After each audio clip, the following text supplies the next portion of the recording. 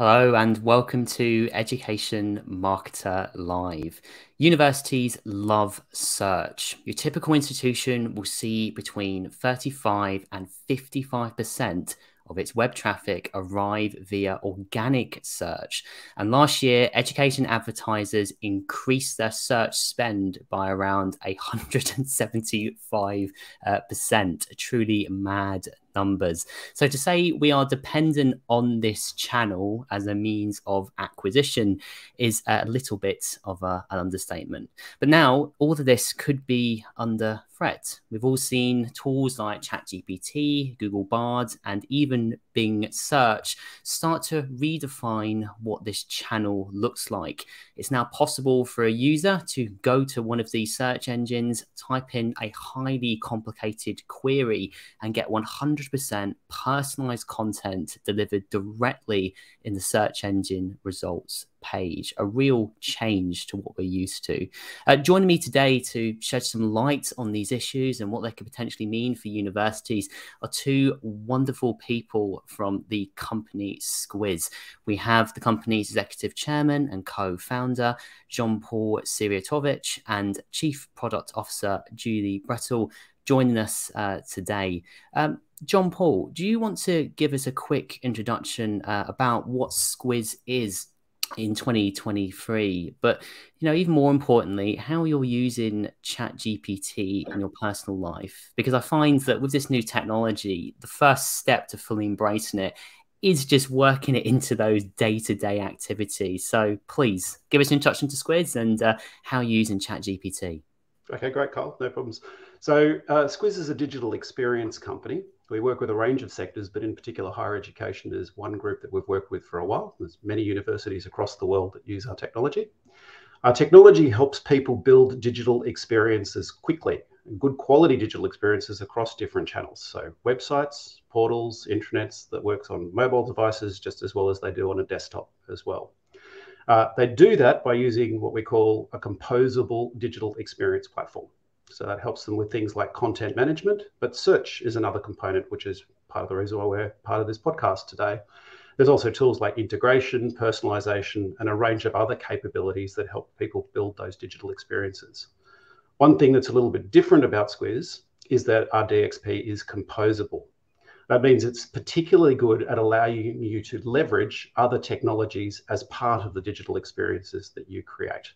So you might already have digital experience tools as part of your university, and you want to turn those into a coherent digital experience platform.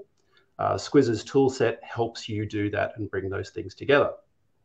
That causes us to have to work with a lot of different technologies. And it's probably one of the reasons why you want to talk to us about AI at the moment, because obviously that's a new and disruptive thing. So the second part of your question, how do we use it personally? I think I've got maybe two parts of the question, how I use it, but also I might relate a story of a friend as well that I think really lands the transformation, how it applies. So for myself personally, I actually do use ChatGPT, and I use it to solve the blank page problem. When I'm trying to write something or compose a response, order my thinking, sometimes I'll use ChatGPT to write something for me, and then I critique it. So I find I'm more effective and more creative when I can bounce off someone. I'm kind of using ChatGPT as that virtual someone to bounce off.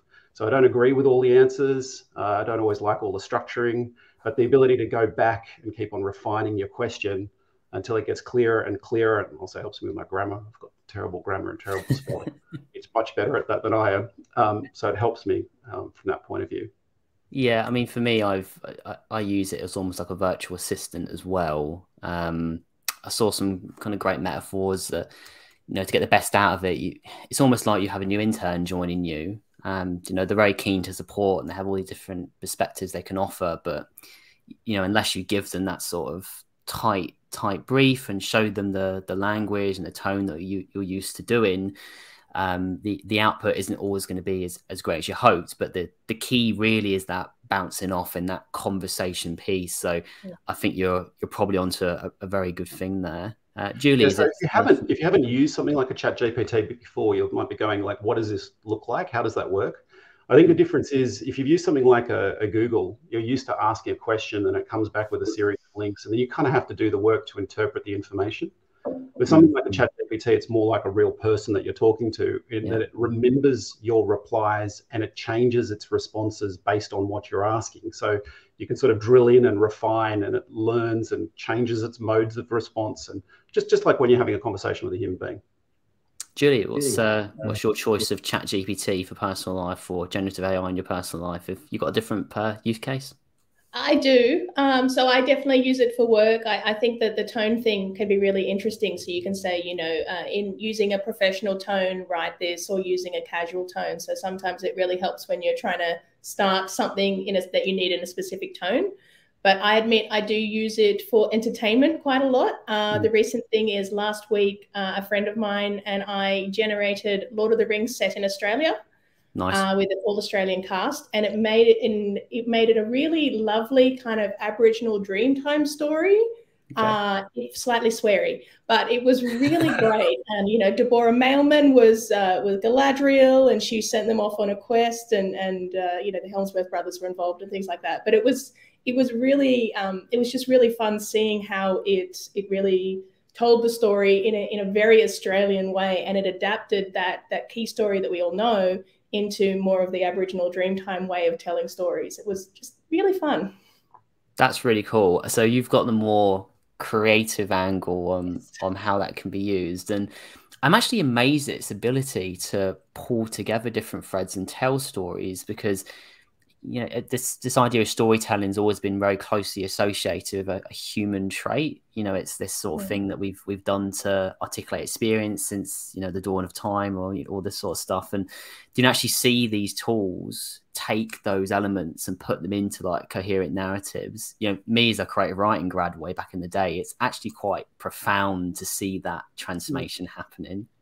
It was genuinely impressive. Like the Nazgul were corrupt police in a outback town and things like that. Like it was genuinely impressive.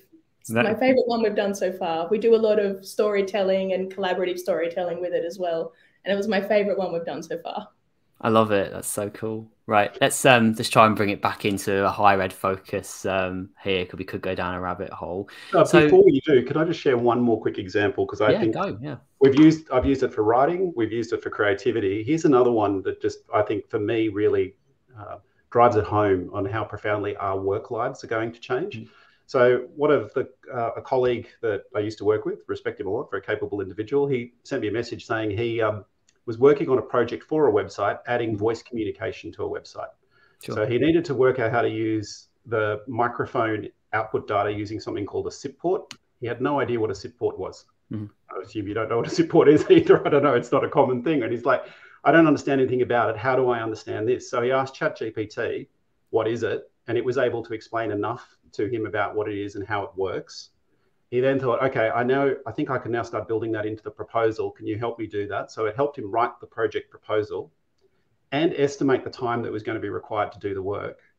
And then it wrote sample code for him on how to actually do that and embed it in his page, and wrote some test cases and provided documentation for the code as well. So his point when he was describing this to me, he was saying 6 months ago, without a tool like ChatGPT, it would have taken him weeks, possibly months, to have learnt this using traditional ways of researching and finding information and studying. In this case, he was able to do it all in a day or two. It just greatly accelerated his work when it came to being able to understand a new topic and turn it into something that could be implemented in a project. That's crazy. Like, so these are like completely new skills that are just learned within almost hours, isn't it? Rather than like months of mastery. This is the danger, isn't it? We think of it as like this generative content tool, but we don't think of the more strategic elements and literal skill building elements that it can provide. It's almost like it makes you this augmented version of yourself. Yeah, that's a mad example, and I'm probably thinking that's not too uncommon. You don't hear about it as much as it probably is happening, but yeah, I imagine a lot of people are using this technology in that way. Quite. Great. Let's take a bit more dive into the implications of higher ed and search engine marketing here. Julie, there's going to be some people here who are a little bit new to this topic, and they would have heard of like ChatGPT as like the poster child, is almost the face of this revolution, if you want. But something gaining a lot less attention, and I think where potentially most impact is going to be for higher education, are things like Bing's new AI search and Google Bard. Do you want to lay it out for us? Like, what is the kind of implications of these search engine-based AIs, and what sort of frameworks and approaches should universities be taking to understanding and getting their head around them? Yeah, so really how people find information is really going to change. So we're already seeing that. I know ChatGPT, you know, the web browser version is a few years old, but obviously that technology has been integrated into Bing, which is, you know, up to the minute data. So how people find information is really going to change. If you type in things like, you know, what are the best top 5 universities for engineering near me or something like that, it just presents the information back to you in contextually. It doesn't take you off to websites. So that organic traffic that you were talking about at the beginning of the session is difficult to get to. The way that a lot of universities try and do search engine optimization will need to change. Not too much though. So essentially what it is you need to look at you need to still keep making content. So SEO still drives what results are returned. So you can't stop making content and then still end up in that top 5 universities for engineering, for example. But you need to look at how you are targeting your results. So those really simple results like, you know, engineering degrees near me, they're the ones that get that contextual search. But more complicated ones, so anything not really simple, you need to make content for both. So there's the simple ones, which will return contextually, and you still need to be included in that sort of list-based results that get returned. But more complicated ones, you know, trying to think of a really good higher education example. So it's like, you know, I've got a results of this, what would be a couple of different degree options for me. Those ones are still going to direct you off to different university websites. So you need to be able to target the simple ones so that you get included in those results, but your organic traffic is really going to come from those more complicated answers. And you need to be able to make sure that you're targeting those more complicated answers and not just the keyword engineering, for example. Yeah. John-Paul, have you got anything to add on that one? No, I think that's quite right. So I think what Julie is describing is a dilemma around how do you control the experience you build. So one of the ways universities want to distinguish themselves from competition is at the moment they build websites where they invest effort into creating not only a look and feel that reflects the type of experience they want to create at the university, but also content that when people engage with that content, they go, aha, I get why this university is good at this. I can see myself learning these things and how it's going to help me with my career. They author an experience that they have some control of to create a coherent look and feel and content that is compelling. The challenge that you've got with something like generative AI, generic generative AI, it doesn't care about that. It's synthesizing it all together into one group of information, and it sort of strips away that personality from you, and it tends to just give you a lower amount of control over the experience you're generating. So the point that I'm sharing there is that there is still value and import in creating a digital experience that you control, and to try to encourage people to come to that. The AI itself will learn from that content that you publish on your site, which is what Julie was making reference to. So you still need to publish that content because the AI will learn from that. And you can hope that some of that relevant information will then get fed into the answers so that you'll slightly steer people towards you if they're looking for a particular course. So looking for nursing, for example, if you have more compelling content about nursing on your site, you're more likely to be a relevant answer as part of that response. Yeah, and I mean, I think if anything, it almost will hold up a mirror to the most effective universities at communicating what they are about. because in higher ed, we've, especially for larger universities, these portfolios are massive, and it's very hard to create this sense of distinction. But you know, if you have on your website like a series of content clusters around certain topics and certain, you know, subject areas, you could actually benefit from a lot of this, because you're sending a very clear signal to these like AIs that crawl your site, very similar to like Google bots, that you want to be known for this thing. So you're right that like, the core principles of being found and your content being highlighted, your offer being highlighted, hasn't changed. It's almost like the window, the interface has changed rather than the core principles themselves. However, we are saying this 6 months into this innovation, so you know, these things could happen. But I think early signs suggest that if you are known for a topic and you're good at it, this is the thing that the AI will latch onto. Very similar to traditional SEO practices. Now, there's a second half to the answer that's worth commenting on as well. There's, just like Google provides search to search across different universities and choose which university you want to go and explore more, so you can search across the industry effectively. But then when you get people to your site, you will have a search engine within your site that people will use for finding information. There's another use case for AI, which is search within your digital property. So how do people find information that's relevant to them within the context? Now, you'll find that there are different tools. So we've heard ChatGPT as a famous name, but there are actually other tools that are more about allowing people to train on your existing content, your content within your university. So you can train on your processes, your information, tailor the experience a little bit more. So you can create the same sort of conversational interface, but it's restricted to your content specifically.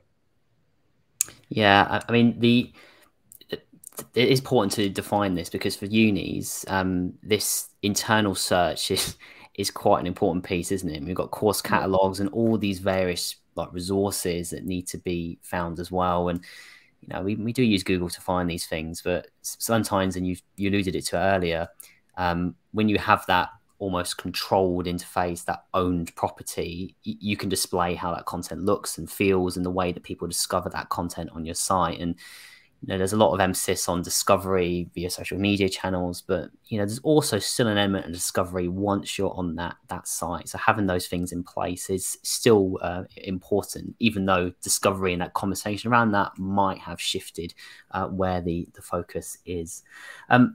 Just want to go a bit deeper on the implications of AI, not just the content front, but maybe more into the ethics side. And you know, I see this this almost a story kind of unveiling in front of me. I'm a massive fan of the novel Frankenstein by Mary Shelley. It's one of my favorite teen novels, which probably says a lot about me, which is quite shocking. But looking at this story, you have Victor Frankenstein, who creates this new creature, this monster, but he's just completely blinded by this desire to get this thing out into the world. And it's only when it starts waking up and going outside that he realizes that he's created a bit of a monster on his hands, and he doesn't really have as much control as he once hoped. I see a lot of parallels between this and the creation of something like ChatGPT and OpenAI as its creator. John-Paul, looking at this as like a loose metaphor, what do you think of the ethical considerations that higher ed should take under consideration when using these technologies? Because at the moment it looks like we're in a bit of a sweet shop. We've got all this potential, but there's a lot going on behind the scenes that I think large organizations particularly need to be aware of. So, you know, where do you think is a good starting point for universities to start to think about these frameworks? Yeah, so it's a great question, and I think the analogy with Frankenstein's monster is a great one, right? Like that's you sort of kind of go, what have we created and how does it work? In fact, even using ChatGPT as an example, I was at an event on the weekend. I was lucky enough to be somewhere where I heard Adam Selipsky, the CEO for Amazon Web Services, talking about what they're doing from an AI point of view. And they've been investing in this space for a long time, just as all of the other platforms have. So OpenAI, the owners of ChatGPT, the people who built that, have been doing this for a long time too. And what's changed recently is all of a sudden the platforms have started getting good. And in particular, the type of AI that we're talking about now, there's lots of types of generative AI, but we're talking about large language models. That's the term that refers to this ability to have a conversational interface. But there are other things for generating images and other things that are amazing. Something happened at around about ChatGPT 3 or 3.5, where all of a sudden it just got good. That's where Adam, he said, what's the change? We've been doing this for a while. All of a sudden it got good. And no one knows why. Right. So something happened in the training and the models of what was occurring. It's not clear what was the thing that triggered the change. They're beginning to try to reverse engineer it and work out that it was something to do with the training sets and certain parameters that they were using. But there was, at the time that change occurred, unlike what normally happens with programming, where you have to go and set about working, designing, you know how everything is going to turn out. In this case, you can actually discover things like all of a sudden it's learning and you go, wow, that worked. How did that work? And you don't know. So in exactly the same way, extrapolating what you're saying, are there consequences that we can't anticipate from using this technology? And the answer is absolutely yes. There's going to be consequences we can't anticipate, and therefore we should be cautious. Now, where should you focus your attention? Well, one of the first things is these systems learn based on you giving them data, right? So once you've given them data, it's learned, it becomes part of the model. If you want to use, if you want to improve, for example, personalization on your site, might be a topic we explore a bit more in this conversation too, but if you want to do something like personalization, you'd have to start giving it access to personal information about your students. Do you want to do that? Because once you've given that data to the system, it now will remember it and becomes part of the learning. And there's a whole bunch of ethical considerations around that. Have you got permission by the student to feed that back into a model that then is going to be used by other people? And there's also competitive concerns for the university too. Do they want to be giving away their IP and their knowledge about their students to other people potentially as well? So there's the ethical piece, there's the competitive pieces on what that actually means, whether you've got appropriate permissions. And then there's another concern, which is, I'm sure people have heard this concern around bias. If you're asking for questions from AI, can you trust the responses that are coming back? They might be biased. So if it's been trained with certain data sets, you might be getting responses that favor a particular subgroup of people, or just doesn't give you a fair and reasonable answer to something. And sometimes it's also just wrong, right? So it comes across as dramatic, as very authoritative and clear, but some of the answers are incorrect. And that's kind of dangerous. It's okay if it gives you an answer that's clearly wrong and you know it's wrong. It's a problem when it gives you an answer that seems like it's right, and you rely on it and it's incorrect, especially if you're making a decision based on that data. Like, do I study at this university or not? What if you're actually making a decision in the way that you're studying or applying something or working, and it's incorrect? It will have consequences as a result. So there are a lot of issues. You need to be careful with it. And I know at this same meeting that I was at on the weekend, one of the comments that Adam shared was that of the top 50 companies globally, so the top FTSE 50, 5 of them have now declared we're not using ChatGPT or any of the large language models that you have to. So they've now banned their use internally. Now, to be clear, they will end up using AI tools, but I think they'll start looking for tools that give them those controls that they need around how do I look after privacy, how do I protect myself from the potential risks of the platform, and they don't have those controls on the current platforms at the moment. It's interesting how a decision of these like major companies is just to opt out, just to avoid that confrontation, like nip it in the bud almost.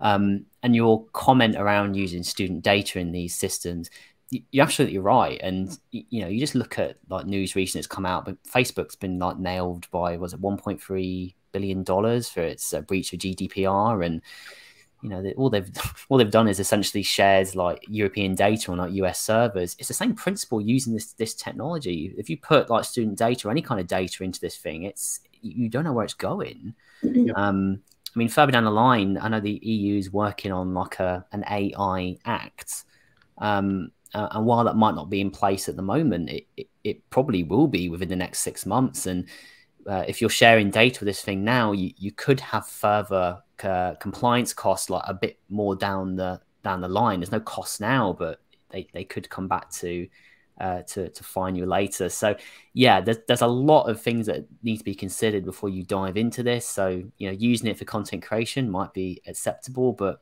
as soon as you're asking it to look at student data and patterns and all that sort of thing, we're getting into to dangerous territory here. Julia, I want to have a look at the more positive aspects of this, and you know, maybe look at some of the areas in which this technology can help us more directly. And I think a good way to look at this is if generative AI was like a superhero, right? And its kind of world was in like content management. You know, what good could it have? You know, how could it help students, and how could it help faculty in like a university environment? What would it bring to them? So if we had superpowers, yeah, I think a lot of what is what we were talking about earlier. It's really around being able to pull in and learn from different areas as well. So, you know, being able to pull in, having a different tool belt of things that you don't necessarily know immediately, but you can use it to really expand out. So I think in universities, there's quite a few, you know, positive things that you could be doing with it. Around, you know, more around personalized learning materials and things like that. So we understand that people learn really differently. So, you know, some people are visual learners, auditory learners, more hands-on practical learners. So being able to adapt the learning material for the way that people learn so that they can learn better and summarize it better, and really looking at ways that you can really help students understand the context and the lectures and the subjects better, will get you better outcomes as well. All the way down to, you know, even university lecturers and tutors, you know, generating realistic virtual realities for more immersive training as well.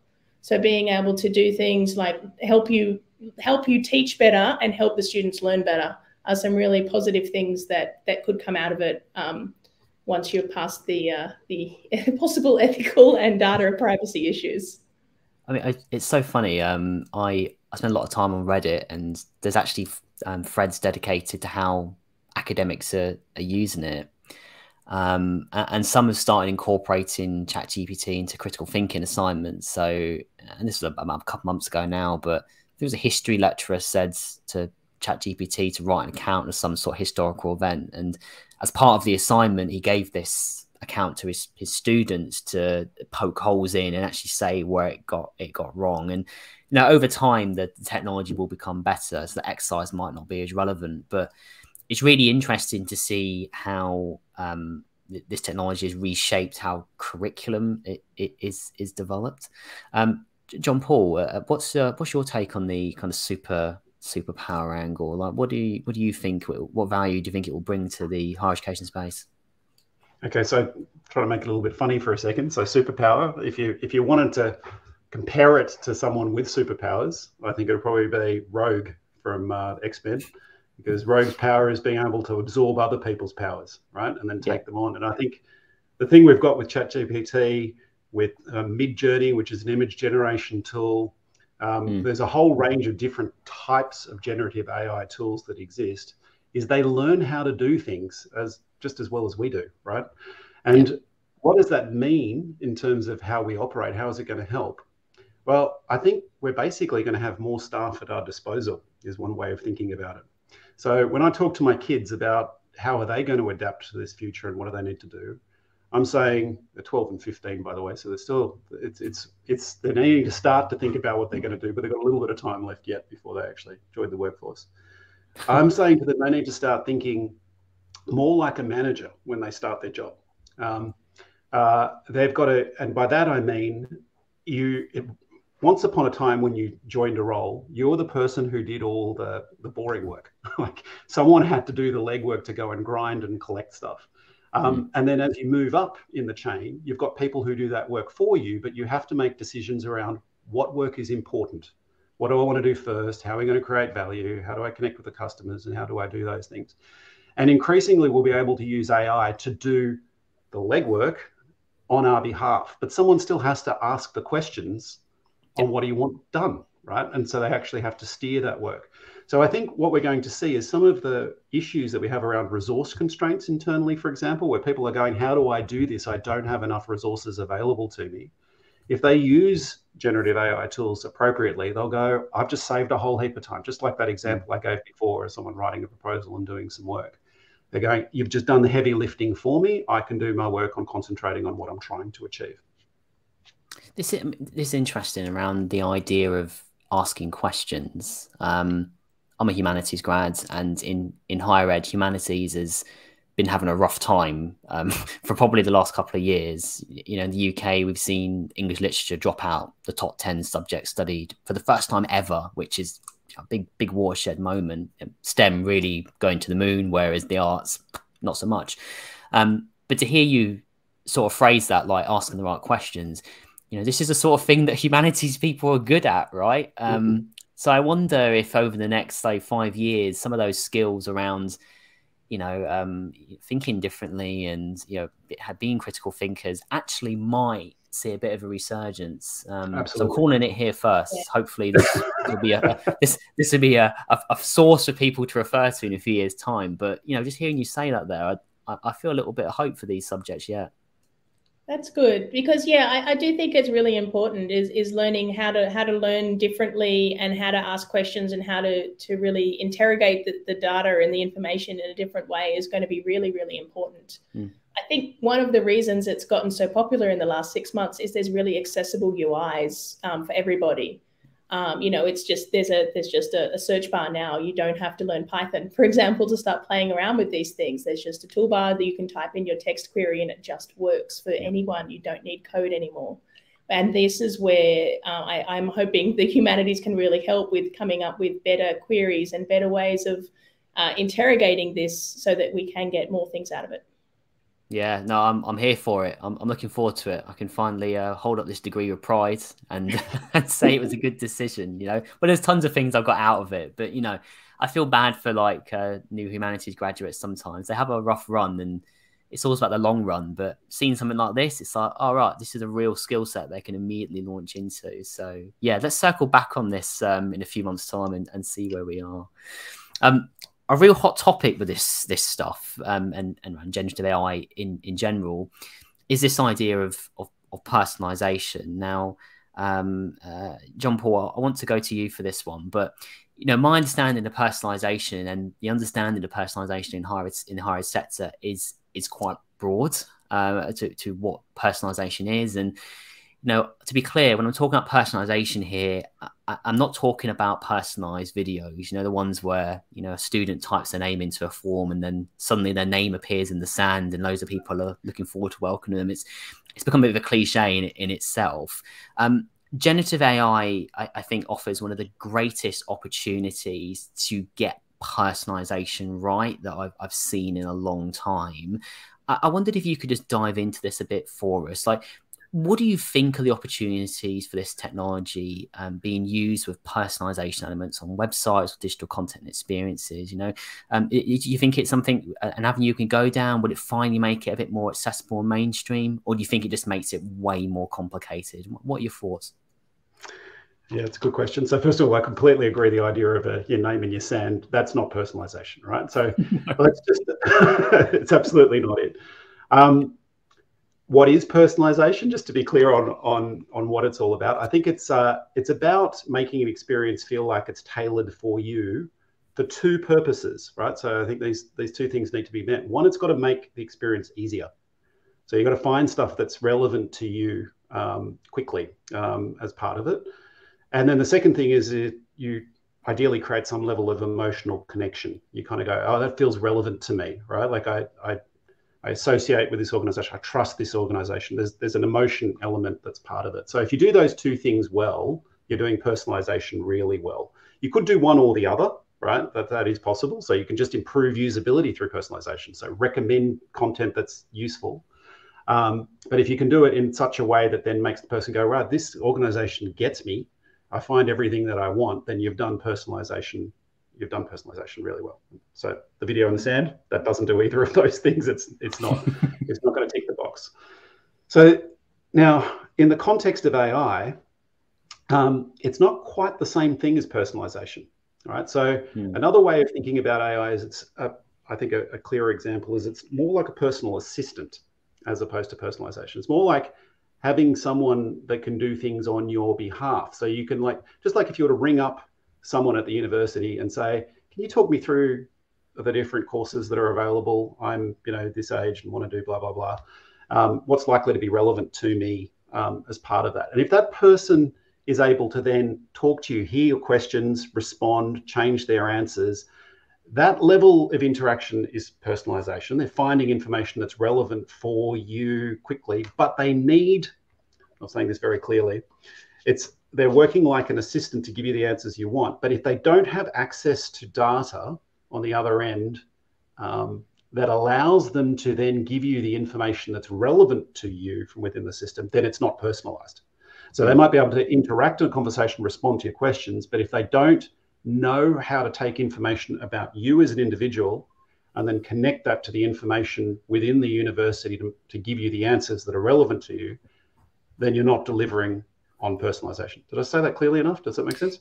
Yeah, I mean, I think the idea here is that when you use ChatGPT or any sort of generative AI, it can feel quite personalized, but quickly you can realize it's not associated with something. It doesn't give you the specific topical answers that you need in that context. And there's a few examples now in social media platforms like Snapchat and TikTok. They've got these personalized AI assistants. They're all powered by the same sort of large language models, but they have that certain element of training data that makes them quite specific to the context that they're in. And for universities, there are opportunities with subscriptions to ChatGPT-4 to access APIs, so you can incorporate these technologies into your website. These are complicated projects, though. This is not something you can just roll off here.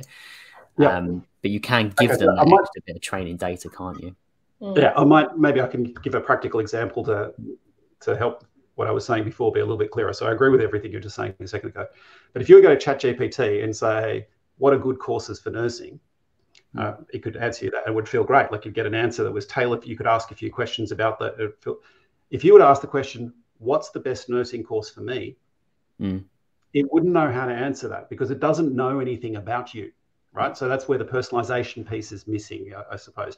So it's able to interact like an assistant that can answer in real language and give you information that's useful, but it doesn't know about you unless you have personalization capability already as part of your site and there's a way of connecting it to the agent. And you don't want to be connecting it to the public stuff, just so we're talking about the Frankenstein's monster model and the issues of sharing that data. So in other words, to give a complete answer, you're saying, does all of a sudden personalization become easy? Unfortunately, it doesn't become any easier.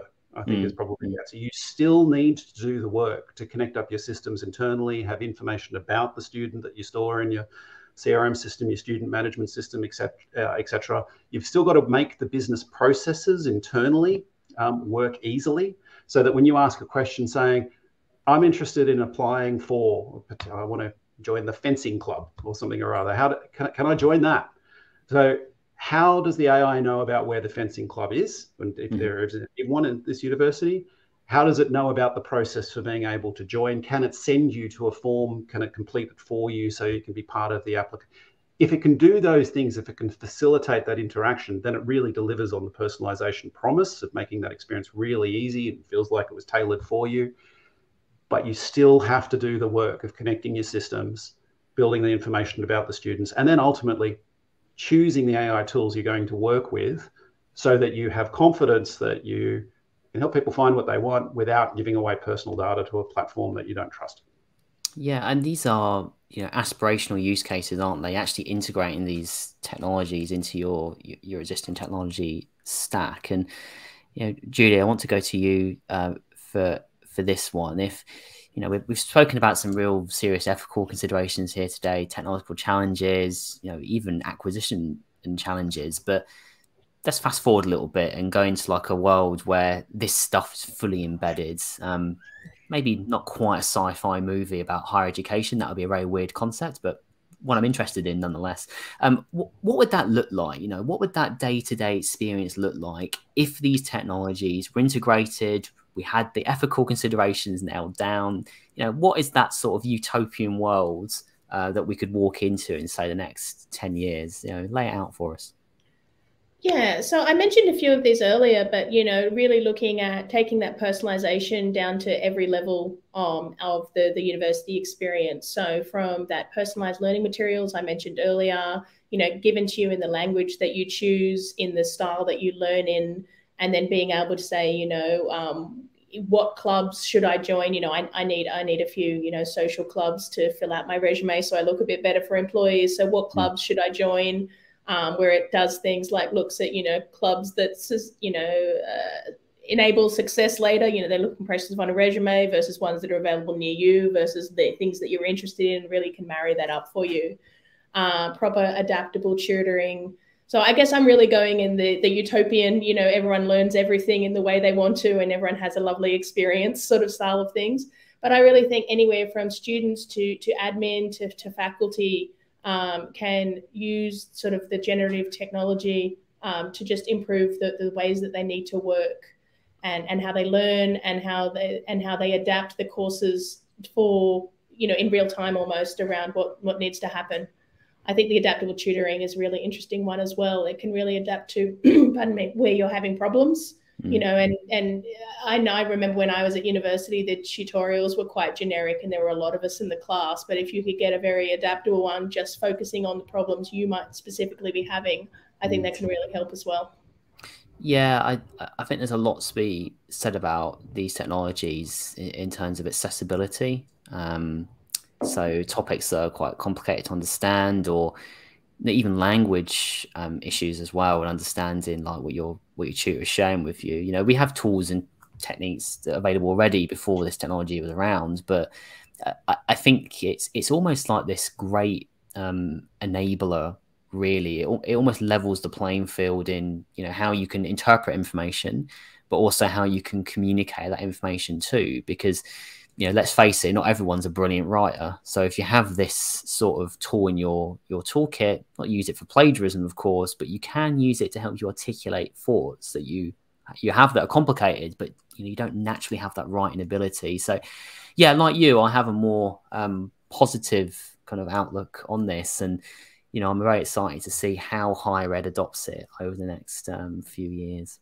Yeah. We're coming close to time here. I'm just kind of conscious. So I just want to sort of pull us in together into a bit of a summary of where we are and almost some key takeaways. And, you know, Julie, you've offered this kind of more positive view and some of the considerations. And, you know, I love your kind of example of creativity right at the beginning there. And I think that's a really great attitude to have. So, you know, what are your sort of key takeaways for someone who's, you know, maybe they're using this technology, but they're taking those first steps to think about how it's incorporated into, you know, digital and content ops? You know, what advice would you give them? Where should they start? So I think it's really around just keep experimenting, try weird stuff, try work stuff, see how you can make it work for you. It doesn't have to be just work-based. It doesn't have to be just creative. You can really understand the mixture and what is possible by really mixing it up. So really just do weird stuff sometimes.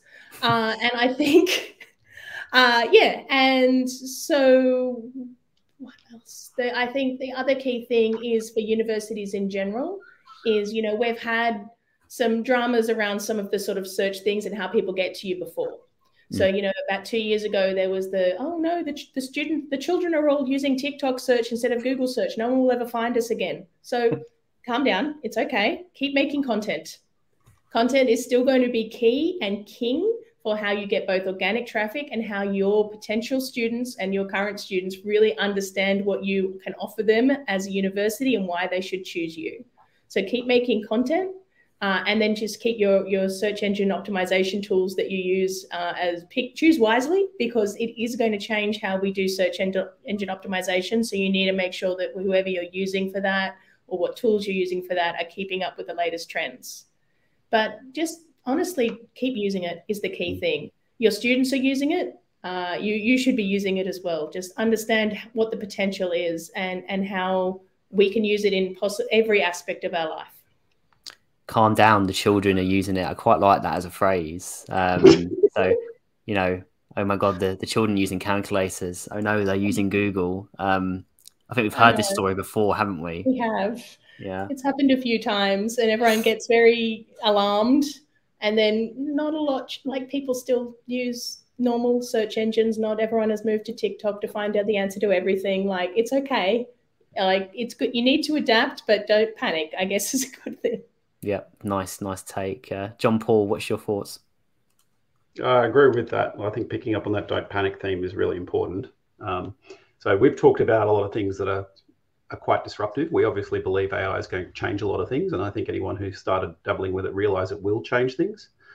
But on the counter side, it's not all going to be smooth sailing. Things will take a while, just like we talked about some organizations banning its use. We're not sure about all the use cases yet. There is time before some of these things get applied.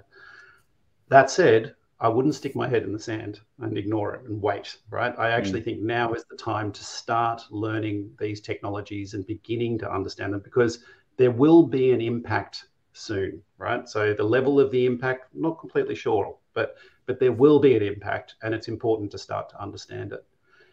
Just like Julie just gave the example of TikTok and Google, it's going to stop working. I'd use an example of technology promised to make our workplaces paperless, right? And it took a very long time before we stopped using as much paper, but we still use paper, right? Like, so we still use the older technologies as well as some of the newer ones. And IT has definitely changed the way we've worked. Like, no one can argue that. The internet has profoundly changed the way we work. And I think AI is the same, in the sense it's going to profoundly change the landscape on how we do things. But just like the internet, it didn't happen all overnight, right? So things had to fall into place. Systems needed to exist before people trusted it and were prepared to acquire it, and you had to put infrastructure in place to be able to use those things. This will probably move a bit faster because it doesn't require everyone to buy a new device, for example. And there are platforms that are already quite powerful. We've got a lot of IT in place. So it'll probably move a bit faster. There's still a bit of time, is what I'm saying. So don't freak out and go, it's all going to change overnight. It won't. However, now is the time to start understanding things, right? So you can proactively position and use, when there are obvious use cases, use them as soon as possible, because there will be competitive advantage for people who do. Yeah, it's interesting, isn't it? Because you can feel that these things are moving like a mile a minute, and you know, in reality they are. But everyone feels the same way. No one is ahead of this thing. So if you are feeling disorientated, like it is too fast, then actually that's a pretty normal response, and probably where about 95% of other people are as well. So yeah, looking at this with a cool head and actually working out where the value is, it's, you know, don't feel that you're missing out, but actually thinking about ethics and the implications of these technologies. And you know, chances are, because you are actually considering these questions, that you won't be blindsided further down the line when real legislation comes into place. So caution is a good state to take on here. But like you say, experimentation is also quite key as well. But yeah, don't feel that you're left behind, because a lot of people are in the same boat too. Thank you both very much for... I'll just finish one thing before you wind up. Sorry, Kyle. So I know some of our customers at the moment are doing things where they like sandbox tests, right? They go, I want to understand this, and they create some sort of environment where they apply its use in some way. And what we're finding in those particular cases is the anxiety level drops quickly, because when people have got an application of AI and they're saying, what can I do with this? How might I apply it? By working through that, they begin to go, I get it. And I also see its limitations, but I see the opportunities that's part of it. So it goes with the experimentation idea that Julie was talking about before. If you've got a use case, or if you don't, just talk to someone who might be able to help you with your case. Would certainly be happy to do that. And then you can apply it in some way that helps you feel confident that you kind of get this, as opposed to it all being theoretical and out there that the boffins talk about it. Yeah, I mean, having a guide through this sort of stuff is the way to go, really, isn't it? I mean, you can learn as much as you can from like LinkedIn and blogs and, you know, various thought leaders in the space, but actually having someone to support you during, you know, your focused area is, you know, probably a good way to go. Both of you, thank you so much for coming on today. I feel like I've approached this topic from all kinds of different angles I don't normally. So thank you for taking my kind of weird and wonderful questions on it. You've had some really great responses. Where's the best place that people can reach out to you? I know you're all over LinkedIn, but is there any other channels that are worth going through? Yeah, LinkedIn is great. Our website is terrific as well. I'm always happy to take direct emails as well. So I might just share, when we post this, I'll share a link as well with my contact details, and I'm sure Julie will be happy to share hers too. Yes, please. I love talking about this stuff. Great. All right. Thank you for coming on today. Take care now. Thank you very much. See you later.